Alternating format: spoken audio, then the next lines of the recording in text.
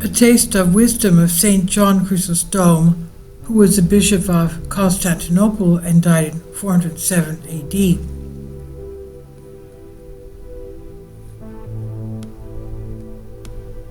Recently, while reading Chrysostom's sermons directly from the volumes of the Greek Fathers of the Church, the writer says, I noted the words that particularly spoke to my heart. However, the thought crossed my mind to make other participants in this treasure of wisdom, so I will present them a little at a time. I only noted the ancient text, but here I'll only have the interpretation, presenting as best as I can what I think the saint means. Let's remember, he also wrote the Holy Liturgy, which is used in the Christian Orthodox Church, and also the Catholic Byzantine Rite. So do not be dismayed by the things that happen in this life, which quickly flow and disappear, nor be faint-hearted, he said.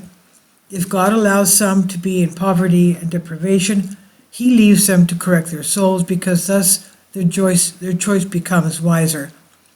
How many of the poor are not more prudent and wiser than the rich, and have more health in their bodies, because their deprivations benefit the body and soul? Nothing brings so much peace to the soul of man as the knowledge of God and the acquisition of virtue, because these drive away the inner war of the passions and do not allow man to rebel against himself.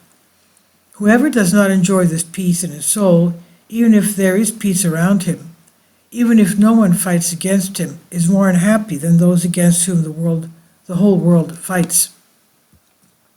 Wars are not so cruel as wrong thought that has nested in the soul, and lustful desire, and love of money, and lust of power, and anxiety about the things of life.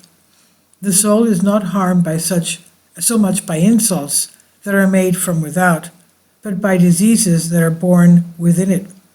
If someone who has the fear of God fights carefully in this war, and lets his passion sleep, and suffocates the beasts of wrong thoughts so that they do not nest within him, he will enjoy very pure and deep peace in his soul.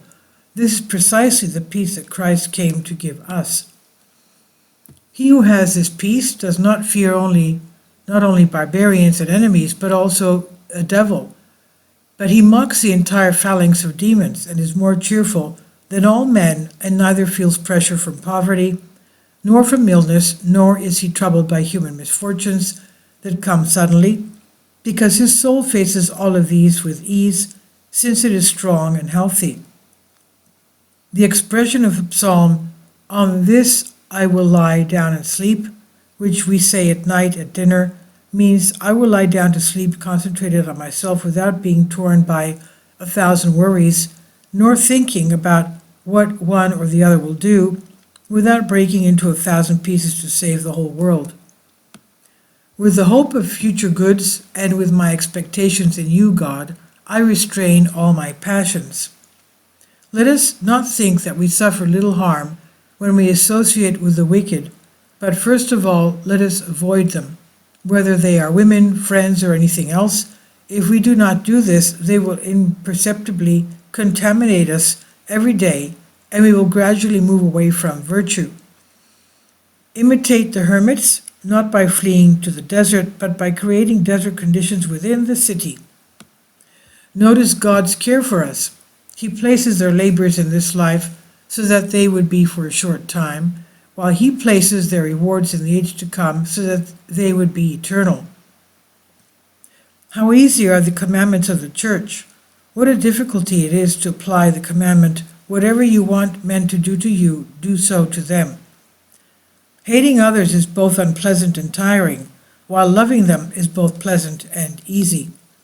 Don't you see that many, just to inherit old people, undertake to take care of them, and although they are young, they endure all these unpleasant and difficult things of old age, and even without any complaint? After the first days of marriage, the intensity of the groom's love for the bride decreases. Let the advocates of premarital relations hear this. The bride does everything to please her husband. The grateful bride calls her husband "my lord." If this happens between people of the same substance, and the woman calls her husband "my lord," much more should the Church say this about Christ, who is also by nature the Lord. If you say in your prayers, my words are united, be careful that what you say in your prayer is the words of a gentle and loving person, and that they have nothing diabolical. The one who prays should show the manner and disposition of a person who is supplicating. The one who supplicates does not accuse anyone, while the one who prays against his enemies is an accuser and not a supplicant. Many think that they pray, but they do it for show to others, but not this.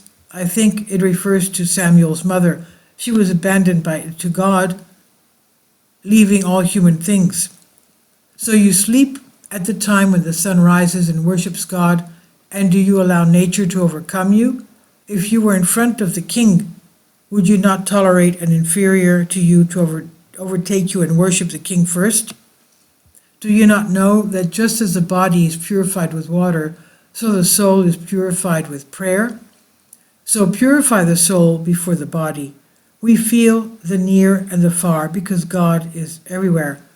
To understand that the wicked cannot be close to virtuous people, listen to what the wicked say about the righteous man. Heavy is ours and seen. If the wicked rejoice to see us, you understand how virtuous we are. Please leave your comments, and thank you for your support. Please support my Patreon account. The daily posts are 5 videos daily, and they are totally different from what I have on my YouTube channel. Thank you so much for your support and that you find all my content so interesting. You'll find the Patreon account details in the description box below.